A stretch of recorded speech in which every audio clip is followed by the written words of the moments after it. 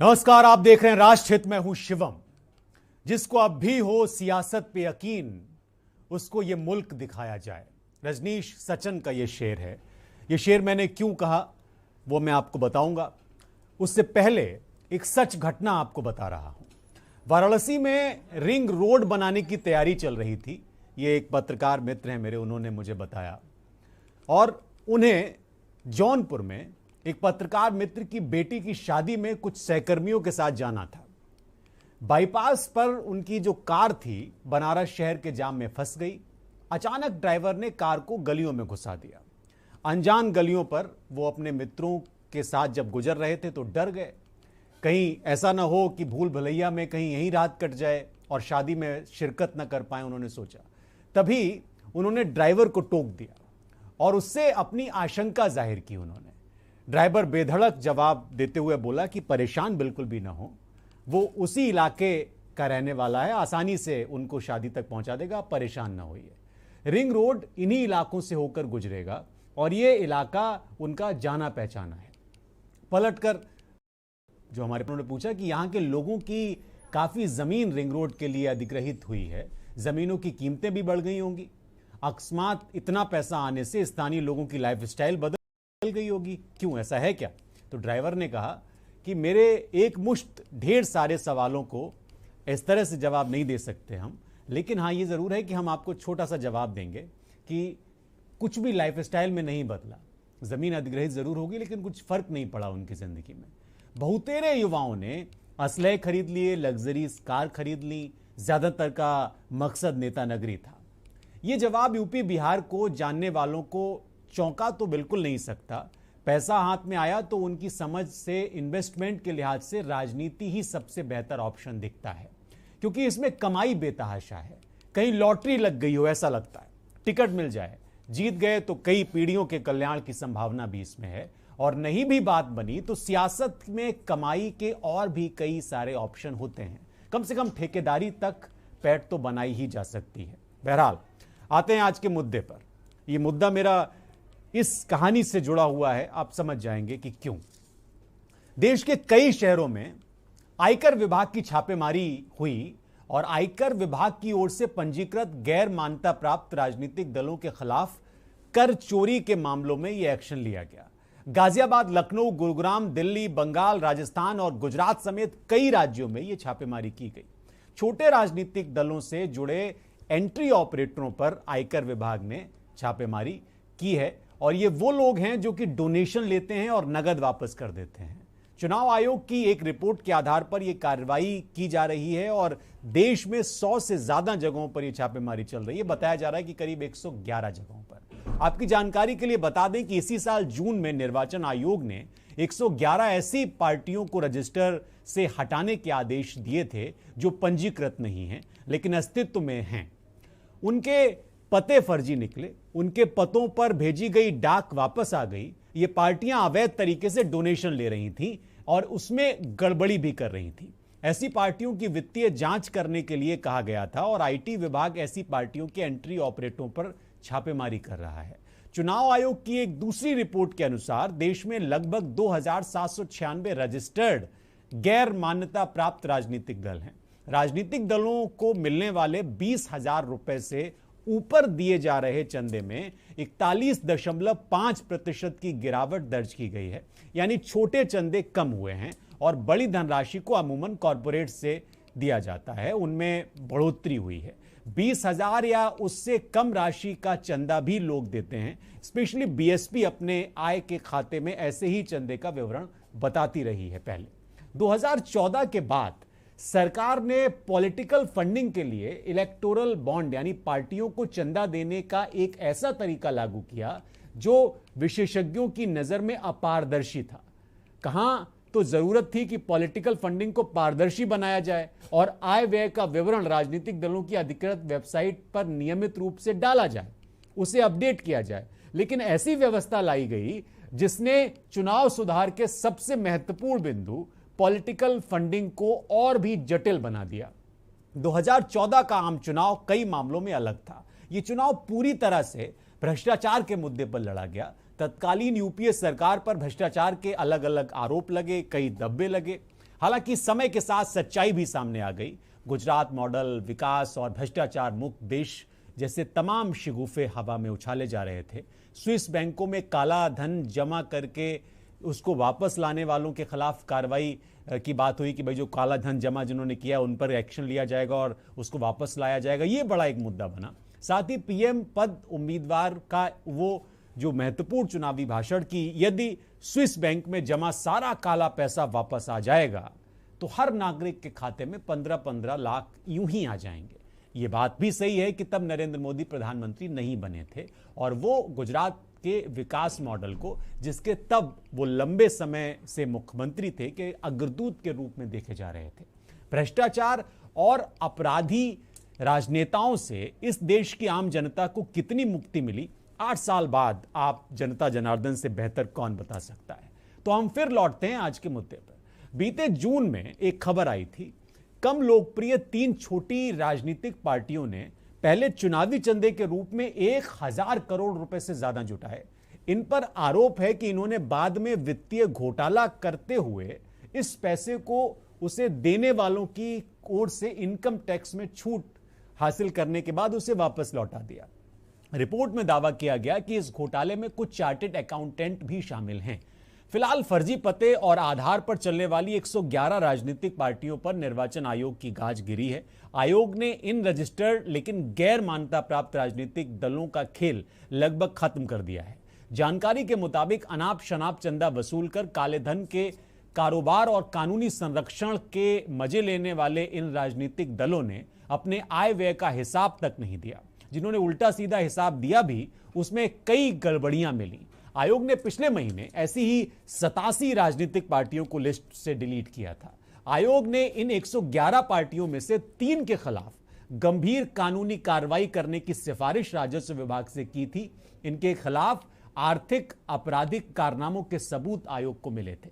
इसके अलावा आयोग ने 2017 से अपने आय व्यय और चंदे की जानकारी के हिसाब से किताब जमा नहीं करने वाले 2351 राजनीतिक पार्टियों की सूची आयकर विभाग को सौंपी थी ताकि इनकी कुंडली खंगाली जा सके। देश में अभी 2796 रजिस्टर्ड गैर मान्यता प्राप्त राजनीतिक दल हैं। चुनाव आयोग ने 25 मई को गैर मान्यता प्राप्त रजिस्टर्ड पार्टियों के खिलाफ सफाई मुहिम शुरू की और ऐसी 66 पार्टियों के खिलाफ नोटिस भेजा था।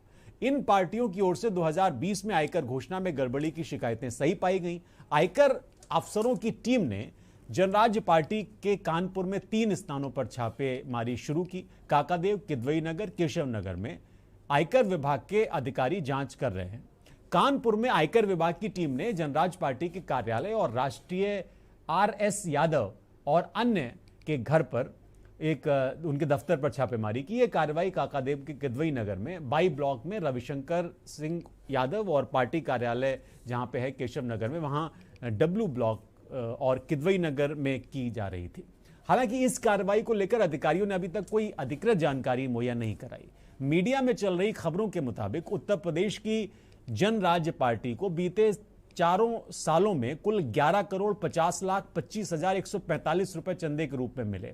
इसी तरह राजधानी लखनऊ के हुसैनगंज में छितवापुर इलाके में रहने वाले गोपाल राय के आवास पर भी छापा मारा गया। राय राष्ट्रीय क्रांतिकारी समाजवादी पार्टी के राष्ट्रीय अध्यक्ष हैं।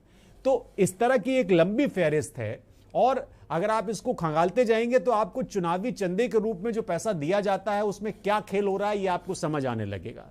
तो राष्ट्र हित में हम यही समझने की कोशिश कर रहे हैं कि राजनीतिक पार्टियों को जो अकूत पैसा मिल रहा है वो कैसे और कहां से आ रहा है। हालांकि इस पर बहुत सारी बात हुई है, लेकिन अब ये चंदा दिया जा रहा है और इस पर छापेमारी हुई आयकर विभाग की। इसके बाद एक प्रश्न बहुत गंभीरता से उठने लगा है कि इस पूरे खेल में क्या क्या हो रहा है और राजनीति किस तरह से रंग बदल रही है, यह भी समझना बहुत जरूरी है। तो चुनावी चंदे से क्या एक्टिविटीज होती हैं, कैसे लोग काम करते हैं, ये समझेंगे हम इस कार्यक्रम में राष्ट्रहित के। लेकिन राष्ट्रहित में कुछ और भी काम किए जा रहे हैं देश में, और उन्हीं कामों में से एक ये है जो कि दावा कांग्रेस कर रही है कि वो राष्ट्रहित में कर रही है, और वो है कांग्रेस की भारत जोड़ो यात्रा। तो राष्ट्रहित की शुरुआत में मैं आपको ले चलता हूं, कन्याकुमारी से ये सफर शुरू हुआ। आप देख सकते हैं कांग्रेस नेता और वायनाड से सांसद राहुल गांधी भारत जोड़ो यात्रा शुरू कर रहे हैं कन्याकुमारी से। और ये यात्रा क्यों खास है और इस यात्रा का मकसद क्या है, इस यात्रा के मायने क्या हैं कांग्रेस के लिए, ये बहुत महत्वपूर्ण चीज हो जाती है। ये कन्याकुमारी से मैं सीधी लाइव तस्वीरें आपको दिखा रहा हूं और ये राष्ट्रहित के नाम पर की जा रही है। कहा जा रहा है कांग्रेस की ओर से कि भारत को तोड़ने वाली जो ताकतें हैं उनको सबक सिखाने के लिए, उनसे निपटने के लिए जरूरी है कि जोड़ने वाली ताकतों को मजबूती से एक साथ लाया जाए। अशोक गहलोत साथ चल रहे हैं राहुल गांधी के और पूरा कांग्रेसी कुनबा है। ये एक प्रयास है। और एक और जो तस्वीर मैं आपको दिखा रहा हूं, आप देख सकते हैं कि काफी भीड़ जमा की गई है और इस भीड़ से ये बताने का प्रयास भी कांग्रेस कर रही है कि ऐसे समय में जब उसको खपा हुआ समझ लिया गया है तब वो पूरी ताकत से मैदान में है और वो अपनी ताकत से लोगों को ये यकीन दिलाने की कोशिश कर रही है कि कांग्रेस अभी चुकी हुई नहीं है और आने वाले समय में कांग्रेस की भूमिका बहुत बढ़ जाती है। ये पूरी की पूरी एक जो टोली आप देख रहे हैं कांग्रेस के मुख्यमंत्रियों की, आप तमिलनाडु के मुख्यमंत्री को भी देख सकते हैं, छत्तीसगढ़ के मुख्यमंत्री को भी देख सकते हैं, राजस्थान के मुख्यमंत्री को भी देख सकते हैं। सब कांग्रेस शासित राज्यों के मुख्यमंत्री इस यात्रा में हैं, तिरंगा झंडा थामा हुआ है। एक छोर है कन्याकुमारी जहां से ये सफर शुरू कर रही है कांग्रेस। और राहुल गांधी के लिए भारत जोड़ो यात्रा बहुत महत्वपूर्ण हो जाती है क्योंकि कांग्रेस में इलेक्शन भी चल रहे हैं। ये भी खबर आ रही है कि अध्यक्ष पद जो है राहुल गांधी जिस पर नहीं बैठना चाहते और कांग्रेस के कई कार्यकर्ता और नेता चाहते हैं कि वो बैठें, उस पर भी चुनाव होना है। अशोक गहलोत का नाम भी आगे चल रहा है। भारत के दक्षिणी छोर पे बसा हुआ है कन्याकुमारी और वहां पर त्रिवेणी संगम एक जगह है, वहां से ये यात्रा शुरू हुई है। हिंद महासागर के पास और अरब सागर और बंगाल की खाड़ी का इस जगह पर मेल होता है जहां से इस यात्रा को शुरू किया कांग्रेस ने। अब इसके बाद 150 दिन तक राहुल गांधी एक पूरी जत्थे के साथ तमाम अलग अलग राज्यों से पहुंचे कांग्रेसियों के साथ, तो ये एक अलग तरह से इसको डिजाइन किया गया है, वो भी मैं आपको बताऊंगा। ये पूरी यात्रा चलेगी और इस यात्रा का मकसद, इस यात्रा के मायने, इस यात्रा का असर ये धीरे धीरे करके समझाने का प्रयास किया जाएगा भारत जोड़ो यात्रा का। आपको बता दें कि 5 महीनों में जो पिछले कुछ दिनों से जो तब्दीलियां देख रहे हैं आप कांग्रेस में, सोशल मीडिया पर अपने आप को मजबूत किया है। लगातार राहुल गांधी निशाना साध रहे हैं, कोशिश कर रहे हैं कि किसी तरह से, अभी रामलीला मैदान में भी आपने उनकी रैली सुनी होगी जिसमें उन्होंने खुल के निशाना साधा था। तो राष्ट्रहित में ये भी एक बड़ी चीज है कि राष्ट्रहित में भारत जोड़ो यात्रा की शुरुआत की गई और राष्ट्रहित में यह भी जरूरी है कि इस तरह के कार्यक्रमों के लिए और इस तरह की तमाम गतिविधियों के लिए जो चंदा जमा किया जाता है, हालांकि कांग्रेस और भारतीय जनता पार्टी जैसे ये बड़े दल हैं इनमें भी चंदे को लेकर सवाल उठते हैं, लेकिन जो छोटी पार्टियों के माध्यम से चंदा लिया जाता है, दिया जाता है, इसमें बड़ा फेर होता है। हमारे साथ मेहमानों का एक खास पैनल है, उससे मैं आपका तारुफ कराऊंगा। हमारे साथ जो मेहमान जुड़ेंगे उसमें वरिष्ठ पत्रकार प्रमोद गोस्वामी जी होंगे, हमारे साथ बीजेपी से मनीष गुप्ता जी होंगे, हमारे साथ हीना कौसर जी होंगी सपा से, और हमारे साथ राजनीतिक विश्लेषक दिलीप अग्निहोत्री जी होंगे। तो ये एक पैनल रहेगा। ये मैं आपको वीडियो के जरिए भी दिखाना की कोशिश कर रहा हूं कि किस तरह से पूरा चंदे का खेल होता है। और एक चीज और भी जो लगातार आप सुनते रहे हैं वो ये कि पिछले कुछ सालों में जो चंदा दिया गया अलग अलग राजनीतिक पार्टियों में, उसमें सबसे ज्यादा चंदा भारतीय जनता पार्टी के हिस्से आया है। तो ये भी एक महत्वपूर्ण है कि जो छोटे छोटे दल बना लिए जाते हैं तो इसमें पूरे चंदे का खेल क्या होता है और चंदे में पारदर्शिता आए, इसको लेकर जो तमाम यत्न प्रयत्न किए गए वो कामयाब क्यों नहीं हो सके। तो हमारे मेहमान जिनसे मैं आपका तारुफ कराना चाहता हूं, मैंने आप उनके बारे में बता दिया आपको, तो मैं चाहूंगा कि उनको स्क्रीन पर लाया जाए। आप सभी मेहमानों का बहुत स्वागत है। प्रमोद जी आपका, मनीष जी आपका, हीना जी और दिलीप जी। पहला सवाल तो मेरा प्रमोद जी आपसे ही है कि ये जो चुनावी चंदे को लेकर बहुत आप भी कई बहसों में रहे होंगे, लेकिन ये आईटी की रेड चल रही है और इस बार फिर एक बार सवाल खड़ा हो गया कि भाई चंदा राजनीतिक पार्टियों को देना और राजनीतिक पार्टियां उसको किस तरह से ब्लैक से व्हाइट कर देती हैं, छोटी छोटी पार्टियां, और फिर वो वापस चला जाता है। इसमें पारदर्शिता लाने के तमाम प्रयास किए गए लेकिन उनमें कोई बहुत विशेष कामयाबी नहीं मिली। इलेक्टोरल बॉन्ड तो उस पर भी प्रश्न खड़े हो रहे हैं। तो आप इसको किस तरह से देख रहे हैं कि ठीक है आप आईटी की रेड मारिए, ये सब चीजें ठीक हैं, हालांकि इस रेड के समय को लेकर भी कुछ लोग सवाल उठा रहे हैं, उधर भारत जोड़ो और इधर रेड, तो आप इसको किस तरह से देखते हैं? इसमें पारदर्शिता की कोई गुंजाइश है भी कि ये चलता रहेगा यूं ही कि हम बहस करते रहेंगे और भ्रष्टाचार होता रहेगा? प्रमोद जी। देखिए, सच तो यही है कि हम आवाज आ रही है? हाँ आ रही है आवाज, बोलिए बोलिए आ रही है। आ रही है आवाज नहीं आ रही। अच्छा, आवाज आ रही है जी। देखिए, ये जहां तक पारदर्शिता की बात आप कह रहे हैं, सारे राजनीतिक दल पारदर्शिता की हमेशा बात करते रहे। ऐसा नहीं है कि कोई आज पारदर्शिता की बात हो रही है, लेकिन घालमेल हमेशा होता रहा है। और राजनीतिक विडंबना ये है कि इस देश में जो चुनाव प्रक्रिया है, वो चुनाव पर जो खर्च है, इस पर सारे राजनीतिक दल चिंता व्यक्त करते रहे हैं और चुनाव आयोग उस पर अंकुश लगाने के लिए तमाम कानून नियम लागू करता रहा है। लेकिन वो, मुझे लगता है कि वो सब बेमानी साबित हुए हैं। उसका एक कारण भी है कि जो चंदा की बात है, अब अभी आपने अपने जो विश्लेषण में या जो आपने तथ्य रखे, उसमें जहां रेड पड़ी हुसैनगंज में, और वो पार्टी है जिसका कोई बहुत ज्यादा वजूद नहीं है, न कोई जनाधार है, उसको 1000 से ज्यादा करोड़ रुपया चंदा मिला। ये 1000 करोड़ रुपए का चंदा ये कैसे आया? ये निश्चित रूप से देखिए, दो चीजें हैं। एक तो जो है राजनीतिक, अब चुनाव प्रक्रिया इतनी महंगी हो गई है, अब चुनाव का जो निष्पक्ष मतदान जो है वो उस पर सवालिया निशान लग गया है। अब मतदाताओं को खरीदने का काम, मतदाताओं और चुनाव प्रचार, महंगे चुनाव प्रचार, हेलीकॉप्टरों से दौरे। मुझे अच्छी तरीके से याद है, मतलब डॉक्टर लोहिया फर्रुखाबाद से बाई इलेक्शन लड़े थे और वहां तक 2-4 गाड़ियां उनके साथ हुआ करती थी। हालांकि मैं छोटा था, लेकिन मैंने उसको देखा तो वहां 2-4 गाड़ियां उनके साथ 6 गाड़ियां चला करती थी। न कोई हेलीकॉप्टर था, न ही वो रेल, छोटी छोटी। वहां एक सरस्वती भवन था जहां जिसकी कैपेसिटी मुश्किल होगा 500-700 लोगों के। वो एक बड़ा, फर्रुखाबाद जिले में सरस्वती भवन एक बड़ा सभा स्थल था जिसमें 400-500 लोग आ सकते हैं। जी। तो 400-500 लोग होती थी। वहां अटल जी ने भी जनसभाएं की, वहां इंदिरा जी ने भी जनसभाएं की, वहां विभिन्न राजनीतिक दलों के लोगों ने भी की। तो वहां पर मंच सा बना हुआ था, लोग आते थे, जनता सुनती थी, नेता अपनी बात, अपनी पक्ष रखते थे, उससे कन्विंस होते थे, चुनाव होता था। लेकिन आज बड़ी बड़ी जनसभाएं हो रही जिसमें 2 लाख लोग आ रहे हैं, क्लेम किया जाता 5 लाख लोग आ रहे हैं। उनको लाने की व्यवस्था, उनके बसों की व्यवस्था, सत्तारूढ़ दल होता है वो शासन की तरफ से, रोडवेज की तरफ से, इधर उधर से सारी चीजें व्यवस्थाएं करता है। तो ये पैसा कहां से आ रहा है? इसकी ये चुनावी खर्च इतना क्यों बढ़ा? ये राजनीतिक विडंबना ये है जो मैं कहना चाहता हूं कि हम ही ने दर्द दिया, हम ही दबा दें। हम ही दबाने की बात करते हैं और दर्द भी हम देते हैं। मतलब चुनावी प्रक्रिया को महंगा भी हम बना रहे हैं। मतलब हम बड़ी जनसभा करके जनता को ये संदेश देना चाह रहे हैं, प्रदेश की जनता को, देखिए हमारे फॉलोअर्स कितने हैं, हमारे में 5 लाख भीड़ इकट्ठा हुई। 5 लाख भीड़ को लाने के लिए उनको खाने का, पीने का, उनको ठहरने का, उनको आने जाने का खर्चा और बसों से लाना, ये सारी इतना महंगा, ये किसने किया? ये चुनाव आयोग ने तो नहीं किया, ये तो राजनीतिक दलों ने किया।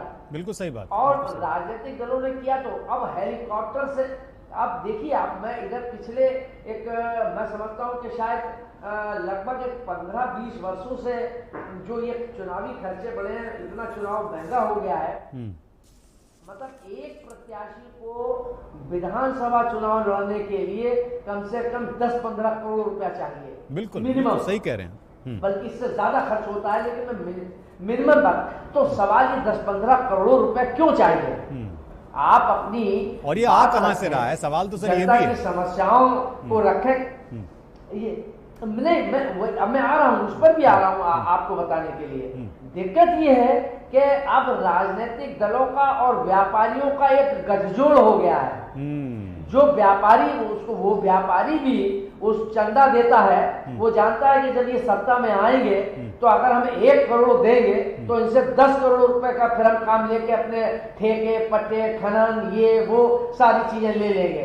तो वो इसलिए ये जो गठजोड़ ये नेक्सस जो नेताओं ने का नेक्सस बन गया है, इसको जब तक नहीं तोड़ा जा सकता है नियमों से कानून से, चुनाव आयोग कोई भी नियम बना ले कोई भी मैं खाली एक बात आपको मैं नाम नहीं लूंगा क्योंकि मैं उस दौरे में था जब शेषन साहब थे, उस समय ये लगाया गया था, इस पर कड़ाई से प्रतिबंध लगाया गया था, कड़ी निगरानी रखी गई थी, ईमानदारी से चुनाव आयोग ने काम किया था। उस दौरान मैं एक राजनीतिक दल के नेता के साथ हेलीकॉप्टर से गया था तो वो उन्होंने ये कर रखा था कि फोल्डर्स थे जो इतने होते हैं और उनमें नोट रखे हुए थे, बजाय इसके कि उनको कैश दिया वो फोल्डर्स उनको दे दिए जाते थे जब वो चुनाव रैली में जाते थे।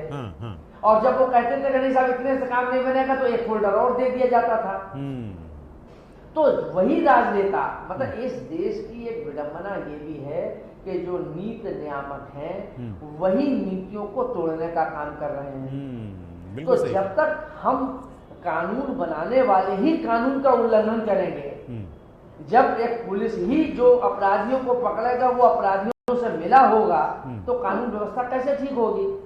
तो दिक्कत सबसे बड़ी ये है कि जब तक यहाँ के राजनीतिक दल की निष्ठा ईमानदारी जब तक शुचिता नहीं लाएंगे, लेकिन बात हम हमेशा कोई भी ऐसा राजनीतिक दल नहीं होगा जो भ्रष्टाचार के खिलाफ न बोलता हो। और आप देख लीजिए अभी जो आपने बताया कि इनके पास करोड़ों रुपए चंदे आ रहे हैं, तो ये भ्रष्टाचार से नहीं आ रहे हैं तो क्या ये ईमानदारी से आ रहे हैं? मनीष जी और ये कहां से आ रहे हैं? मनीष जी जवाब दीजिए इसका। बहुत मार्के की बात कही है प्रमोद गोस्वामी जी ने कि भाई मैं 14 का भी जिक्र कर रहा था जब मैंने कार्यक्रम का शुरुआत की, और पारदर्शिता तो होनी ही चाहिए भाई। पारदर्शिता के बिना आप करप्शन को कैसे रोक सकते हैं? जो गोस्वामी जी ने बात कही आप, मैं उसका जवाब चाहता हूं आपसे। मनीष जी बिल्कुल, पारदर्शिता के कारण ही भारतीय लोकतंत्र बच सकता है। इस बात पर सबसे पहले देश में अगर किसी राजनीतिक दल ने इसको गंभीरता के साथ में आवाज उठाई और इसको अपनाया तो हमारे राजनीतिक दल ने, भारतीय जनता पार्टी ने। हमने अपने सारे पूरे देश में प्रक्रिया लागू करी, लोकसभा में कानून ला करके कि राजनीतिक दलों को मिलने वाला चंदा उसकी सीमा क्या होना चाहिए, सीमा उसके चंदे के साथ में उसको बैंक के द्वारा ट्रांजैक्शन होना चाहिए, उसमें नगद कितना दे सकते हैं, इसके अतिरिक्त उसमें प्रत्येक के साथ में अगर अधिक धनराशि में आ रहा तो आधार कार्ड और पैन कार्ड को अनिवार्य किया, जिसके चलते हुए जिस प्रक्रिया के कारण ही आज इतनी बड़ी सफलता मिली है कि एक साथ अगर चंदा कहीं पर आ रहा है और उन राजनीतिक दलों का आ रहा है जो जिनके बारे में आम जनता तो छोड़ दीजिए, जिस मोहल्ले में उनके राष्ट्रीय कार्यालय हैं उस मोहल्ले के लोग भी नहीं जानते। जाहिर बात है ये देश की अस्थिरता के लिए, प्रदेश की अस्थिरता के लिए, स्थायी सरकारों को ना बनने देने के लिए और प्रदेश के नागरिकों को असुरक्षित महसूस हो, इसके लिए एक बड़ी फंडिंग करने के लिए, असुरक्षा की भावना के लिए और भ्रष्टाचार को बढ़ाने के लिए ये एक साजिश है जिसके पीछे एक बड़ा वर्ग और विदेशों से भी इन राजनीतिक दलों को पैसा आया है। ऐसे बहुत से संस्थान और ट्रस्ट भी हमारे चिन्हित किए गए हैं, उन पर भी कार्रवाई की प्रक्रिया इसमें चल रही है। अवश्य हम इस बड़े बीमारी से जल्द ही लड़ करके जीत करके निकलेंगे और हमारे देश का लोकतंत्र सबसे ज्यादा चंदा भी आपको ही मिल रहा है वैसे मनीष जी, सबसे ज्यादा चंदा भी आजकल आप ही को मिल रहा है वैसे। अचानक से ऐसा लग रहा है जो प्रमोद जी ने कहा कि भाई व्यापारियों का बड़ा वो रहता है और एक गठजोड़ है, तो हमें लग रहा है कि व्यापारी आपको कुछ ज्यादा ही चंदा दे रहे हैं, बाकी दलों से रुष्ट हो गए ये लोग। नहीं, ये लोगों के मनोभाव की बात है, उनका जनता का विश्वास जिसके साथ है, तभी दुनिया की सबसे बड़ी पार्टी हम है। देश के सबसे अधिक राज्यों में हमारी सरकार है। अच्छा, ये सब नंबर एक का अपार बहुमत मिलना लोकसभा जी बिल्कुल। अच्छा, हमारी बैलेंस शीट देखिए, एक एक रुपए का हमने उसमें हिसाब दिया है। अगर 2000 रुपया भी किसी से आएगा तो हमने उसका लिखित एड्रेस के साथ में दाखिल किया। हिना जी, एक भी रुपए हमारे राष्ट्रीय कार्यालय प्रदेश सभी प्रदेशों के कार्यालय से लिखा पढ़ी के साथ में उसको दिया जाता है। और तमाम विपक्षी दलों ने इसके ऊपर कई बार जांच करा ली, उसके बाद भी कहीं पर भी कोई भी ना एड्रेस गलत निकला, ना कभी भी एक भी रुपए का गलत ट्रांजैक्शन हमारे किसी भी हिना जी राजनीतिक खाते मुझे में आज मैं तक जब आ रहा था शो के लिए तो मुझे किसी ने बताया कि समाजवादी पार्टी ने इस बार चुनाव में बहुत पैसा खर्च किया, बड़ा भव्य कार्यक्रम किए, लेकिन वो जीत नहीं पाए और काफी खजाना खाली हो गया आपकी पार्टी का, और चंदा भी इन दिनों आपको नहीं मिल रहा है। भाई किसी क्षेत्रीय पार्टी के लिए बड़ा मुश्किल होता है कि वो लगातार 2 बार सत्ता से बाहर रहे।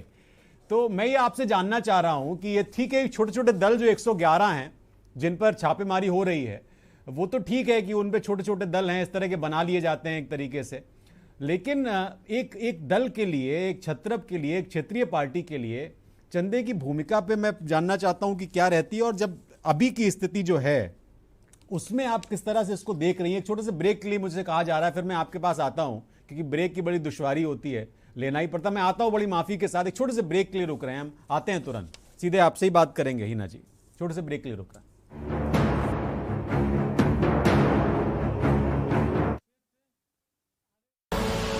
आप देख रहे हैं के न्यूज, खबरों का सारथी।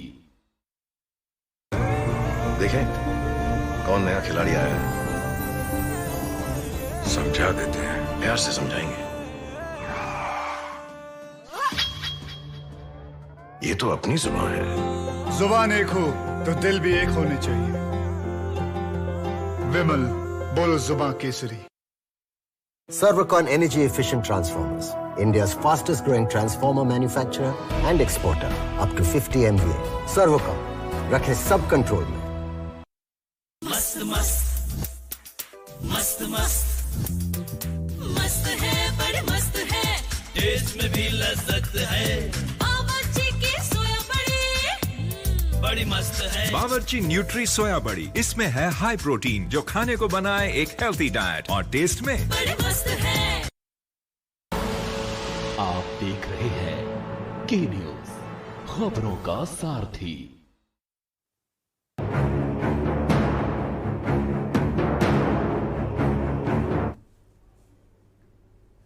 हम ब्रेक से लौट आए। हिना कौसर जी, मेरा वही सवाल जो मैंने ब्रेक से पहले आपसे पूछा था उसी का जवाब मैं आपसे चाहता हूं। राजनीतिक चंदे पर यह तो ठीक है कि उसमें पारदर्शिता लाने के तमाम प्रयास हुए, लेकिन उसमें उतनी कामयाबी मिली नहीं। प्रमोद जी भी उस ओर इशारा कर रहे हैं। अब आपका तो इस समय खजाना भी सुनने में आ रहा है खाली है। तो एक तो ये कि भाई ये जो नंबर 1 का पैसा और इसको चुनावी चंदे में पारदर्शिता लाने की जो जरूरत है वो क्षेत्रीय दलों की भी भूमिका होनी चाहिए उसमें। किस तरह से देख रही हैं आप इसको? जी, हमारा ये मानना है और ये कहना है कि जो हमारे जो कार्यकर्ता हैं, हम सब मिलके जिस तरह समाज सेवा की भावना से जो हम काम करते हैं, तो उसमें हमें ज्यादा उस तरह से चंदा, हाँ ये है कि जो आप कह रहे हैं बिल्कुल हमारा जो खाली हो गया है कि चंदा उस तरह से नहीं है हमारे पास, जो भी था हमारे पास। लेकिन आप भी जो भी हैं हमारे जो कार्यकर्ता हैं, जो लोग हैं, वो समाज सेवा की भावना से ही मिलके कर रहे हैं और आगे भी उम्मीद है कि हम लोग इसी तरह, चाहे वो चंदा रहे कम रहे ज्यादा ना रहे, लेकिन हमारा ये मानना है कि जो हमें आ रहा है कि हम जो मुद्दों पे जाके बात करेंगे और जो मुद्दों पे हम लोगों को में जानकारी देंगे, ये करेंगे, तो वो इस तरह से हम लोगों को कोशिश कर रहे हैं। और जो अन्य पार्टियां हैं जो चंदे का मिल रहा है नहीं मिल रहा है, तो वो अपना हिसाब इस तरह से देखिए। आज जो पार्टियां हैं जो आज सत्ता में हैं, तो वो कितना जो उन्होंने हिसाब दिया है वो आप देख सकते हैं, कोई भी देख सकता है कि उन्होंने कहाँ किस तरह से बचे, उन लोगों को किस तरह से किसने, जब वो लोग इनका करते हैं तो वो लोग भी इन लोग भी उनका सोचते हैं। आखिर इनको इतना चंदा क्यों मिल रहा है? इसी वजह से, ताकि जो जितनी भी सारी चीजें अगर वो कुछ कर रहे हैं तो उससे ज्यादा ये उनकी मदद हेल्प कर रहे हैं। तो हमारा जो मानना है, मतलब आप ये कहना चाह रही हैं कि भारतीय जनता पार्टी को चंदा इसलिए मिल रहा है क्योंकि जो प्रमोद जी ने बात कही कि व्यापार और व्यापारी और सियासी दलों के लोगों के बीच जो गठजोड़ बन गया है उसकी वजह से इनको चंदा मिल रहा, आप ये कह रही हैं? जी बिल्कुल सही, बिल्कुल सही। आज आप देख लीजिए ना, जो बड़े बड़े जो है क्यों दे रहे हैं। मनीष जी आपको जवाब देना चाहते हैं क्या हिना कौसर जी को? वो देखिए कह रही हैं कि आपने जो गठजोड़ बना लिया, उनका डिस्कनेक्ट हो गया है। अच्छा, दोबारा हम कोशिश करते हैं कि वो जुड़े। हमारे साथ दिलीप अग्निहोत्री जी भी हैं। दिलीप जी, इलेक्टोरल बॉन्ड लाया गया, जिससे कि चुनावी चंदे में ये कहा गया कि भाई इसके माध्यम से तमाम नियम हैं और उसके बारे में मैं बात करूंगा, लेकिन इस इलेक्टोरल बॉन्ड के माध्यम से 2,500 करोड़ रुपए का चंदा अकेले बीजेपी को मिला है और अलग अलग दलों में दूसरे नंबर पे कांग्रेस है और इसमें भी पारदर्शिता की गुंजाइश मुझे दिखती नहीं है। इस पे भी बड़े सवाल उठे, बड़े प्रश्न उठे, लेकिन आज की तारीख में जब ये छापेमारी कर रहे हैं आईटी वाले और ये बताया जा रहा है कि भाई इस तरह के दल बन गए हैं जिनका कोई नाम लेवा नहीं है, एक एक कमरे में और एक एक छोटे छोटे घरों में ये दल चल रहे हैं और हजारों करोड़ का इनके साथ चंदा लेन देन हो रहा है, तो फिर एक बार फिर से सवाल उठता है दिलीप जी कि राजनीति में ये भी तो भ्रष्टाचार खत्म होना चाहिए ना, कि कहाँ से हो रहे हैं इतने बड़े बड़े जलसे। जी बिल्कुल, आपने अच्छा विषय उठाया है और मैं समझता हूँ कि पूरी चर्चा के दो पहलू हैं। एक में वो बड़े दल हैं या बड़े क्षेत्रीय दल हैं जो सत्ता में आज हैं या पहले सत्ता में रह चुके हैं या वो सत्ता के दावेदार हैं, आज मुख्य विपक्षी पार्टी के रूप में है वो दल, और दूसरे दल वो जैसे हमारे अभी एक साथी ने कहा जिनको मोहल्ले में लोग नहीं जानते, जो सभासद का चुनाव नहीं जीत सकते, वो भी राष्ट्रीय अध्यक्ष किसी पार्टी के हैं और किस तरह का वो घपला कर रहे हैं, ये दो पहलू हैं इस पूरी चर्चा के। तो मैं समझता हूँ कि जो इस तरह के जो गुमनाम जैसे लोगों के दल हैं और जो राष्ट्रीय अध्यक्ष बन गए हैं, वो अगर उनके खिलाफ जो भी कार्रवाई हो रही है वो बहुत जरूरी है, ये पहले भी होना चाहिए था और ये कार्रवाई उचित है। इससे तमाम व्यवस्थाओं को अगर कुछ कदम भी बढ़े हम सकारात्मक तो उसका लाभ होगा, ये मानना चाहिए। दूसरी बात कि जो बड़े दल हैं ये पूरी दुनिया में जहां जहां प्रजातंत्र है, ये समस्या केवल भारत की नहीं है। हम लोगों ने देखा जो विकसित देश हैं, चाहे अमेरिका के राष्ट्रपति का चुनाव हो, चाहे ब्रिटेन के आम चुनाव हो, फ्रांस का हो, जर्मनी को हो, इन सब में बहुत अधिक खर्चीला चुनाव हो गया है।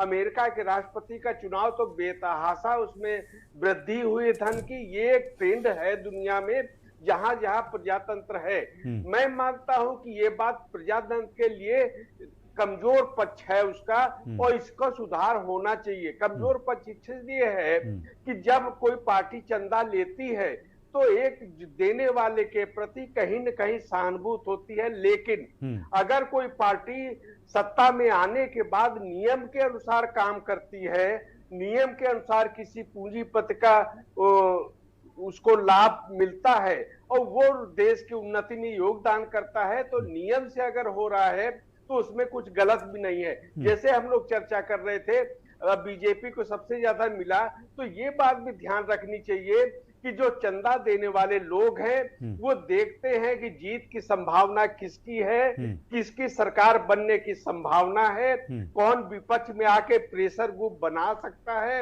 इस हिसाब से चंदे तय होते हैं। अच्छा। आज अगर बीजेपी सबसे ज्यादा प्रदेशों में है, लगातार केंद्र में दूसरी बार पूरे बहुमत से आई है, तो इसलिए उसको चंदा मिल रहा है, ये बहुत स्वाभाविक बात है।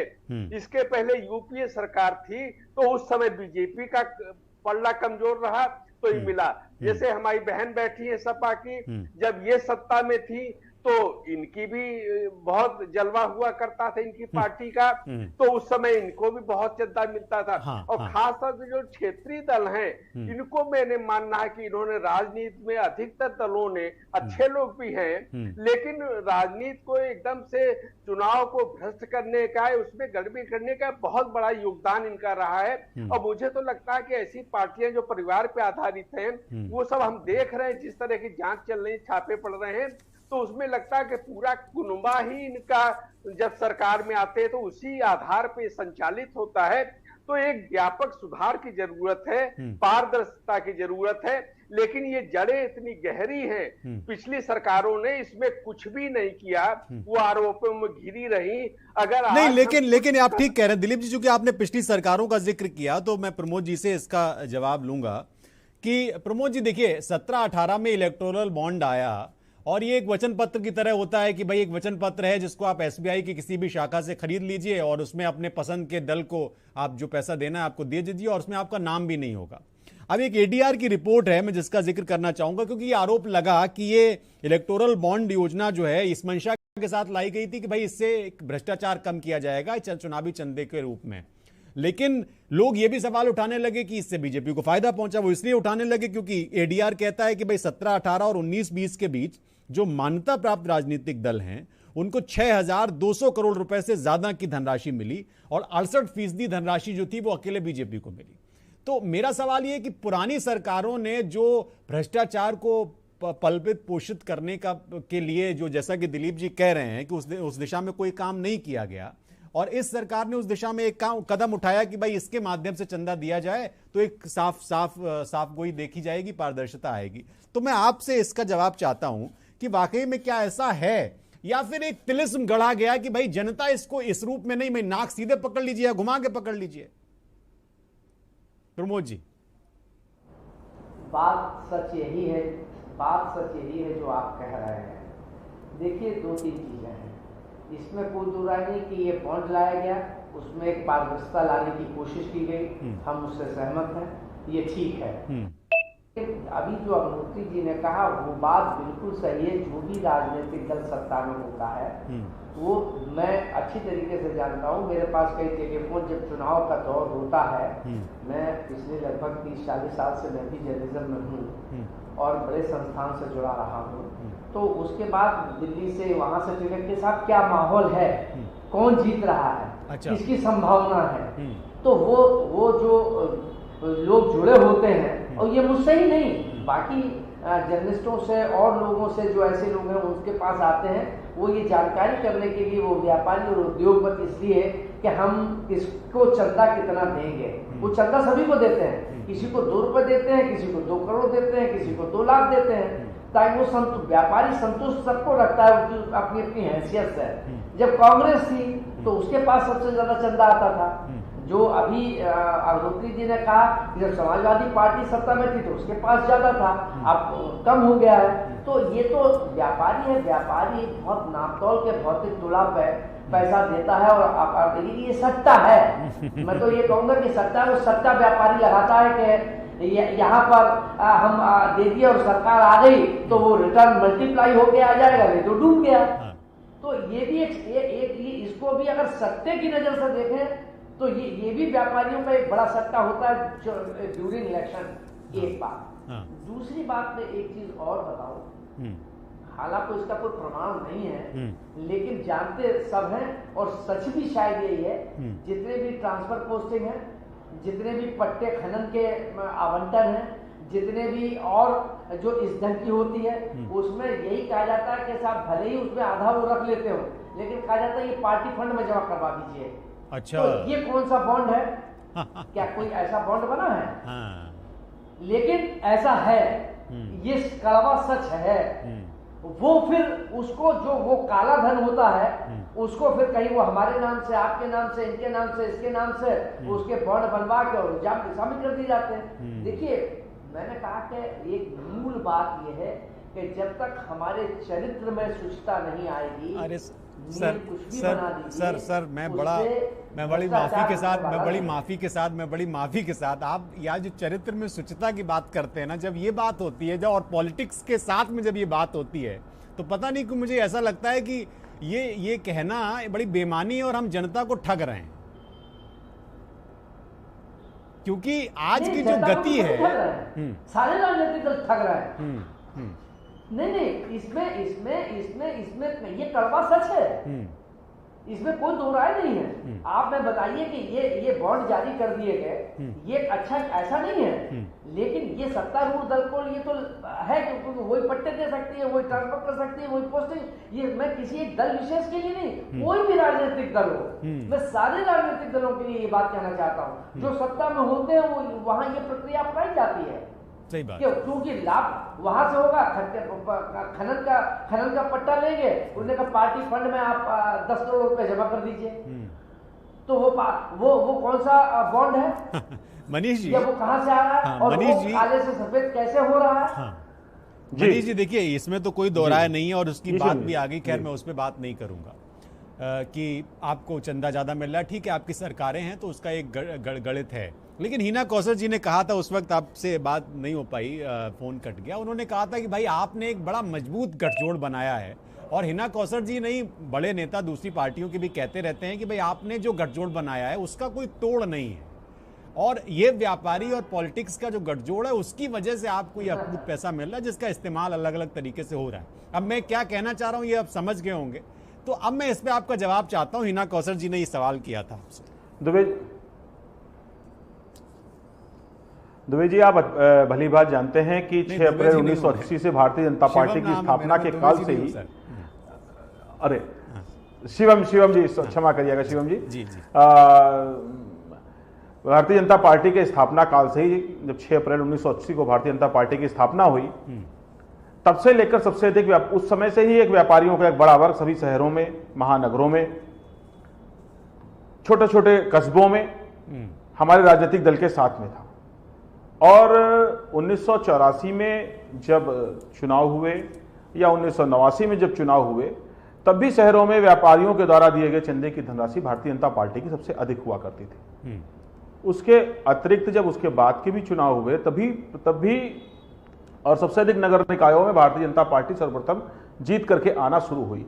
तो जाहिर सी बात है, समाज का एक वर्ग जो हमेशा सुरक्षा, जिसका हमेशा उत्पीड़न किया जाता है, जिसके साथ अत्याचार किया जाता है, अपहरण किया जाता है, उसको जीने नहीं दिया जाता है, जो समाज की दैनिक आवश्यकता की वस्तुओं की आपूर्ति करता है, और वास्तव में उसको व्यापारी उसको हतोत्साहित करने की आवश्यकता नहीं है। जो वास्तव में अपने पूरे जीवन बगैर किसी तनख्वाह के हम तक एक तरह से जनता की सेवा करने के लिए तत्पर रहता है, फटी बनियान और पैजामा पहन करके भी, और मई जून की तपती दोपहरी में बगैर पंखे के बैठ करके भी आपके दैनिक आवश्यकता की चीजें आपके परिवार और आपके बच्चों तक पहुंचाता है।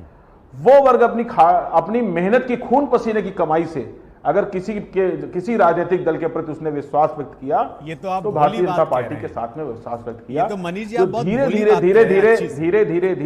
धीरे ये तो बोली एक बात है, बहुत अपार जन समर्थन के रूप में मैं उसी विषय पर आ रहा हूं, जो विषय को आप सुनना चाह रहे हैं। नहीं, बिल्कुल नहीं, मैं वो सुनना नहीं चाह रहा, मैं ये कह रहा हूं आपसे। और जहां तक खनन के पट्टों की बात अभी करी, बीजेपी जो है वो उसको व्यापारी वर्ग का मिलता रहा समर्थन। जी, तो मैं बताना चाहता हूं कि पिछले सरकारों में खनन के पट्टे का राजस्व और वर्तमान सरकार में खनन का राजस्व और जितनी पारदर्शी नीति खनन की है कि एक भी खनन का पट्टा अलॉट करने का आधिकारिक किसी के पास आधिकारिक रूप से अधिकार नहीं है। ना अधिकार है और ना ही आधिकारिक रूप से कोई यह कह सकता है कि मैं इसको अलॉट कर सकता हूं। पूरी प्रक्रिया पूरी तरह से पारदर्शी करी गई है और उसमें प्रत्येक खान के अंदर टीवी कैमरे लगाए गए हैं और उनकी मासिक समीक्षा हो रही है, और एक भी अधिकारी का उसमें कहीं भी संलिप्तता पाई जाती है। ये सरकार का पैसा नहीं है, जनता का पैसा है, जो जनता के कार्यों के लिए, सेवा करने के लिए हमारी सरकारें इस्तेमाल करती हैं। आप देखिए उसका राजस्व कितना बढ़ा, राज्य कर का 3 गुना राजस्व। बहुत अच्छा लगता है मनीष जी से मैं ऐसी बातें सुनता हूं। ये सारे विषय आंकड़ों पर नहीं है, सामने हैं आपके, और वो प्रदेश के विकास में बराबर खर्च हो रहा है। बहुत अच्छा लगता है जब मैं ऐसी बातें सुनता हूं, लेकिन फिर बड़ा खराब लगता है जब मैं देखता हूं कि इसलिए जनता हमारे साथ आ रही है। चलिए ठीक है, बिल्कुल। अब क्योंकि बहस के हम आखिरी हिस्से में भी हैं, इन राजनीतिक दलों ने अस्थिरता, हाँ आखिरी हिस्से में भी हैं, तो दिलीप जी ये हिस्सा मैं आपसे शुरू करूंगा। हाँ बिल्कुल, मैं आता हूं मनीष जी, एक बार और आऊंगा आपके पास। दिलीप जी, मैं ये हिस्सा आपसे शुरू करूंगा, वो इसलिए क्योंकि सियासी मैं चीज़ें समझना चाह रहा हूं कि ये देखिए, ये ठीक है कि भाई चंदे पे ये चल रहा है, छापेमारी हो रही है, इलेक्टोरल बॉन्ड आया, इससे कोशिश हुई कि ब्लैक टू वाइट जो प्रोसेस होता है वो ना हो सके, सब ठीक है। और जो मनीष जी ने कहा मैं वो भी मानता हूँ कि भाई चलो ठीक है, सरकार है तो चंदा दिया जाता है उस पार्टी को, ये जुआ है, खेलते हैं लोग। लेकिन पॉलिटिकली जो मैंने शुरू में एक कहानी जिसका जिक्र किया, मेरे एक पत्रकार हैं और वरिष्ठ पत्रकार हैं वो, उन्होंने मुझे ये सुनाया, बनारस से हैं वो, और वो कह रहे थे कि भाई जो रिंग रोड बन रहा था उसमें जमीन अधिग्रहण हुआ और उसका पैसा जो मिला, उस पैसे से लोगों ने बड़ी बढ़िया गाड़ियां खरीदी, अच्छे अच्छे कुर्ते खरीदे, और वो पॉलिटिक्स में लोगों ने ज्यादा इस्तेमाल किया। ये नोएडा में भी हमने देखा है, जो अभी ताजा उदाहरण त्यागी जी का है, उसमें भी उस तरह का कुछ है अधिग्रहण, और इस तरह के बहुत से नेता मिल जाएंगे। तो पॉलिटिक्स में आना एक शगल है, और पॉलिटिक्स में आने के लिए लोग बड़े लालायत हैं। मैं ये समझना चाह रहा हूं कि उसके पीछे भी यही खेल है क्या, कि पैसा, पावर और ये सब। पहले मैं देख रहा हूं कि मैं पहले पढ़ता था, मेरी भी ऐसी उम्र नहीं है कि मैं बहुत जमाने से देख रहा हूं, लेकिन मैं पढ़ता हूं और आप लोगों से सुनता हूं तो मैं समझता हूं कि पहले के जमाने में जो लोग सियासत में आते थे उनका मकसद कुछ और होता था।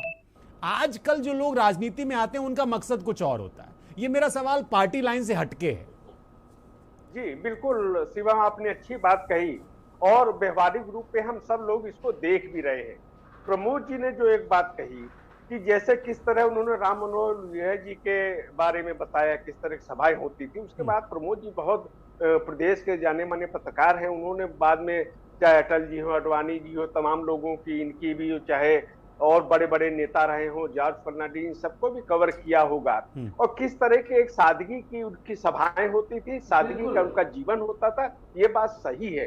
अब मेरे एक साथी कह रहे थे जो विधानसभा में रहे, उन्होंने बताया कि 1984 के पहले, प्रमोद जी शायद हमसे सहमत हों, कि उस समय के जो विधायक होते थे, उत्तर प्रदेश की मैं बात कर रहा हूं, तो उस समय वो जो जीपीओ का विधानसभा के सामने जो जीपीओ चौराहा है, वहां पे वो लाई चना खाने आते थे और उनमें से 80% लोग ऐसे हुआ करते थे जिनके कपड़ों पर प्रेस नहीं होती थी और सादगी जीवन। कोई फिर बस से चला जाता था, कोई सेकेंड हैंड जीप लेता था, उससे चला जाता था, इस तरह की थी।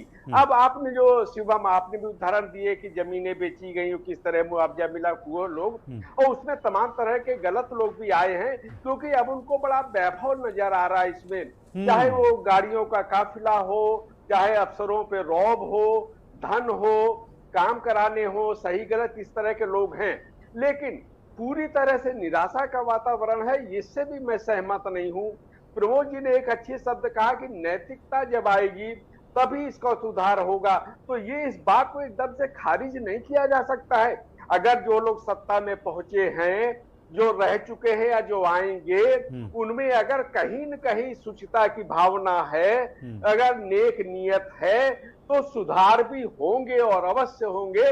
और जैसे कुछ इस तरह इस समय कुछ उसके उदाहरण दिख भी रहे हैं कि नेतृत्व की नेक नियत से तमाम परिवर्तन होते हैं, लेकिन भ्रष्टाचार की जड़ें 70 वर्षों में जितनी गहरी हुई हैं, उसके लिए एक बड़ी यात्रा तय करनी होगी। ये हमारे सबके जैसे ब्लड में आ गया है करप्शन, तो ये धीरे धीरे दूर होगा। इसके लिए कदम उठाने पड़ेंगे। प्रजातंत्र में हम चीन की तरह नहीं चल सकते हैं। तमाम बातें इसमें नियमानुसार, संविधान के अनुसार, विधि के अनुसार होंगी और वो यात्रा धीरे धीरे आगे बढ़ रही है। ये एक सकारात्मक पहलू भी है और इस पे हम लोग कहीं न कहीं विश्वास कर सकते हैं। निराशा का पूरी तरह वातावरण आज भी नहीं है, आज भी अच्छे नेता हैं। ये तो जीवटता है हिंदुस्तानियों की सर। लेकिन एक बात, ये तो हिंदुस्तानियों की, भारत के लोगों की जीवटता है कि वो निराशा चाहे कितने भी गहरे अंधकार में हो, लेकिन निराशा नहीं आने देते हैं। ये तो भारत की सियासत परवरिश, सियासी परवरिश मेरे ख्याल से ऐसी है कि उसमें कितनी भी निराशा क्यों ना हो, लेकिन आशा की किरण कहीं ना कहीं होती है। हाँ, हिना जी, हिना कौसर जी, मैं अब चूंकि अब इस हिस्से में हूं तो मैं इसमें बात करूं। आपकी पार्टी में भी ये बड़ा है कि भाई बढ़िया लगदग गाड़ियां और ये वो आपके तो सब है पूरा, मतलब वो अलग जमाना था। मुलायम सिंह जी ने बड़ी जद्दोजहद की और यहां से निकले वो हुआ। अब उनके बाद जो उनकी आगे की पीढ़ी है, ये राजनीति में जो दोनों ही हमारे वरिष्ठ, एक राजनीतिक विश्लेषक और हमारे वरिष्ठ पत्रकार प्रमोद जी जो कह रहे हैं कि भैया चरित्र में शुचिता, राजनीति में शुचिता, मैं तो खैर आज की मुझे तो लगता है कि ये अब दूर की कौड़ी हो गई है, लेकिन फिर भी आपकी पार्टी का भी वही शक्ल है, उसमें भी ये सब नहीं दिखता। क्यों नहीं ये आप लाने की कोशिश कर रहे हैं? कम से कम थोड़ी पारदर्शिता तो हो, जनता को समझ में तो आए कि कल क्रीज नहीं टूट रही है नेताओं की। जी नहीं शिवम जी, हम आपसे ये कहना चाहेंगे कि ठीक है, लेकिन अब जो जितने भी जो कार्यकर्ता हैं, जितने भी जो लोग जुड़े हैं, तो वो एक नेक नियत और नेक स्वभाव के साथ जुड़े हैं, क्योंकि वो जानते हैं कि जो चीजें आजकल हो रही हैं, जिस तरह की महंगाई, सारी चीजें हो रही हैं, कि अगर हमारे पास वो चीज नहीं रहेंगी तो भी हमें उसके लिए आवाज उठाना है, आगे बढ़ना है। तो हमारे यहाँ अभी बहुत से ऐसे जो लोग हैं, सारे कार्यकर्ता हैं, नेता हैं, इस तरह से वो आगे आ रहे हैं कि अगर उन्हें नहीं भी कुछ मिल रहा तो वो इस बात को, मुद्दे को उठा रहे हैं। बताइएगा, एक लिस्ट मुझे दीजिएगा, मैं जरूर अपने कार्यक्रम में, राष्ट्र हित के इस कार्यक्रम में वो लिस्ट जरूर दिखाऊंगा कि भैया इस पार्टी के ये नेता हैं जिन्होंने कम से कम शुचिता बरकरार रखी है, क्योंकि अब उन लोगों की लिस्ट दिखाना बहुत जरूरी है। नहीं तो युवा राजनीतिक पीढ़ी पूरी तरह से निपटा देगी पुरानी मूल्यों को। खैर मनीष जी, उसी पे मेरा भी आपसे भी सवाल कि बढ़िया एकदम खुशबूदार गाड़ी केविन ये सब चलता है। चूंकि चुनावी चंदे की हम बात कर रहे हैं और ये एक उसका एक अपग्रेडेड पहलू भी है। ये ऐसा नहीं है कि हम विषय से भटक के बात कर रहे हैं। भाई चुनावी चंदा पैसा 1000 करोड़ अगर एक छोटे से एक कमरे में एक मकान में चलने वाले दल के पास आ जा रहा है तो 1000 करोड़ छोटी रकम तो है नहीं। कहां से आ जा रहा है ये राजनीति के नाम पे? तो राजनीति से बढ़िया तो ये जो बढ़िया जो कहते हैं ना कि मटियार खेत होता है, इधर अवधि में मटियार खेत बोलते हैं, बड़ी बढ़िया फसल होती है उसमें, वो खेत भी शर्मा जाएगा इतनी बढ़िया। हाँ वो उससे भी बढ़िया राजनीति की जमीन है, वहां पे आप कुछ भी बीज डालिए पैसा होता है। This flag represents Manish ji every single person. अगर आप कुछ कहना चाहें बहुत संक्षेप में कहिएगा तो मुझे शिवम जी। हाँ बिल्कुल बिल्कुल, मैं इस विषय बोलना चाह रहा हूं। आज बदलते हुए राजनीतिक परिप्रेक्ष्य में हम ये जरूर कह सकते हैं कि हमारे यहाँ हमारे राजनीतिक दल में आज भी राष्ट्र के लिए पूरा जीवन समर्पित करने वाले लोग तन मन धन से देश के लिए समर्पित, सादगी भरा जीवन। बहुत बहुत बिल्कुल बिल्कुल बिल्कुल बिल्कुल बिल्कुल मनीष जी, बहुत शुक्रिया आप सभी मेहमानों का, बहुत शुक्रिया आप सभी मेहमानों का, आप हमारे साथ जुड़े। ये इस महत्वपूर्ण विषय पे हम इस पे कोशिश करेंगे, लेकिन अब आपको हम सीधे लिए चलते हैं एक कार्यक्रम में जो आज भारत जोड़ो यात्रा शुरू की राहुल गांधी ने। उसमें राहुल गांधी कुछ कह रहे हैं, वो हम आपको सुनवाते हैं। कन्याकुमारी से ये यात्रा शुरू हुई है। This flag was not earned by one person. இது ஒரு கொடி ஒரு ஆளுக்கான கொடி அல்ல, ஒரு நபருக்கான கொடி அல்ல. It was earned by every single Indian person. இந்த கொடி இந்தியாவிலே இருக்கின்ற ஒவ்வொரு தனிப்பட்ட குடிமகனுக்காகவும் சொந்தமான கொடி இந்த கொடி. This flag does not belong to any state. It belongs to every single state. இந்த கொடி ஒரு தனிப்பட்ட மாநிலத்திற்கு மட்டும் சொந்தமான கொடி அல்ல. இந்த கொடி இந்தியா என்கிற தேசத்திற்கு சொந்தமான கொடி. It does not belong to any religion, any community, any language. It belongs to every religion, every community, every language. இந்த கொடி ஒரு மதத்திற்கோ, ஒரு மாநிலத்திற்கோ, ஒரு மொழிக்கோ, ஒரு ஜாதிக்கோ சொந்தமான கொடி அல்ல. இந்த கொடி இந்தியாவிலே இருக்கின்ற ஒவ்வொரு குடிமகனுக்கும், இந்த தேசத்தினுடைய ஒவ்வொரு துகளுக்கும் சொந்தமான கொடி இந்த கொடி. So embedded in this flag is our identity. Not only our identity as a nation, not only our identity as states, but our identity as every single Indian person. இந்த கொடி ஒரு நாட்டினுடைய அடையாளம் மட்டுமல்ல, ஒரு மாநிலத்தினுடைய அடையாளம் மட்டுமல்ல. இந்த கொடி இந்தியாவிலே இருக்கின்ற ஒவ்வொரு இந்தியனுடைய அடையாளமாகவும் இருக்கிறது இந்த கொடி. This flag guarantees every single Indian person protection in this country. இந்த கொடி இந்தியாவிலே இருக்கின்ற ஒவ்வொரு குடிமகனுக்கான உரிமைகளையும் இது பாதுகாக்கிறது, உறுதிப்படுத்துகிறது. It guarantees every single person a free and fair life in this country. இந்த கொடி இந்த நாட்டிலே வாழக்கூடிய ஒவ்வொரு இந்தியனுக்கும் வாழக்கூடிய உரிமைகளை உறுதிப்படுத்துகிற கொடி இந்த கொடி. It guarantees everybody the right to practice any religion, speak any language they desire. இந்த கொடி இந்த தேசத்திலே இருக்கின்ற அனைவரும் அவர்களுக்கு விரும்புகிற மதத்தை, அவர்களுடைய மொழியை, அவர்களுடைய கலாச்சாரத்தை கொண்டாடுவதற்கான உரிமையை இந்த கொடி தந்திருக்கிறது. And today, brothers and sisters, this flag is under attack. என் அருமைக்குரிய சகோதர சகோதரிகளே, இன்று இந்த கொடி மிகப்பெரிய தாக்குதலுக்கும் அச்சத்திற்கும் உட்படுத்தப்பட்டிருக்கிறது. India is not the imposition of one idea on its people. India என்பது எல்லோர் மேலும் திணிக்கப்பட்ட ஒரு தனிப்பட்ட தத்துவம் அல்ல. India is the history, the language, the culture of every single person. India என்பது இந்த நாட்டிலே இருக்கின்ற ஒவ்வொரு குடிமகனுடைய மொழி, கலாச்சாரம், பண்பாடு இவற்றினுடைய ஒட்டுமொத்த உருவகம்தான் India. India is the institutions that protect this flag. India என்கிற நிறுவனம் தான் அந்த கொடியை பாதுகாக்க வேண்டும். India is a free media that protects this flag. India என்கிற அந்த தத்துவம் இந்த கொடியை பாதுகாக்க வேண்டும். India is a judiciary that protects this flag. India என்கிற அந்த குரல் அந்த கொடியை பாதுகாக்க வேண்டும். And today every single one of our institutions is under attack by the BJP and the RSS. இன்று இந்தியாவில் இருக்கின்ற ஒவ்வொரு ஜனநாயக நிறுவனமும் RSS BJP என்கிற அந்த இயக்கங்களால் அச்சுறுத்தலுக்கு உள்ளாக்கப்பட்டிருக்கிறது. They think that this flag is their personal property. அவர்கள் நினைக்கிறார்கள் இந்த கொடி அவர்களது தனிப்பட்ட உரிமை என்று நினைக்கிறார்கள். They think they can determine single-handedly the future of the people of this country, the future of all the states of this country.